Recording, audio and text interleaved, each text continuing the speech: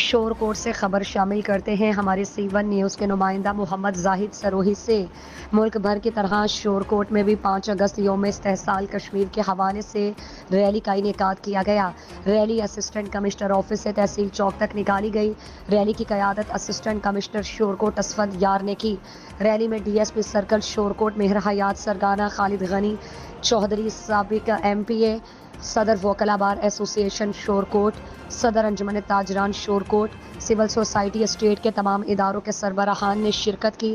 Rally میں کشمیر بنے گا پاکستان کے نعرے بھی لگائے گئے۔ Assistant commissioner lieutenant retired Asfand یار نے کہا کہ بھارتی مظالم کے خلاف کشمیری ڈٹ کر مقابلہ کر رہے ہیں۔ بھارت نے کشمیر میں جو ظلم اور بربریت برپا کر رکھی ہے اس کی بھرپور مذمت کرتے ہیں اور کشمیریوں کو یقین دلاتے ہیں کہ پاکستان اور پاکستانی قوم آپ کے ساتھ شانہ بشانہ کھڑی ہے۔ اقوام متحدہ سے مطالبہ کرتے ہیں کہ وہ کشمیر میں قراردادوں کے مطابق کشمیریوں کو حق خود ارادیت دلوانے میں اپنا کردار ادا کریں۔ بہت شکریہ محمد زاہد سروہی، آپ ہمیں اپ ڈیٹ کر رہے تھے۔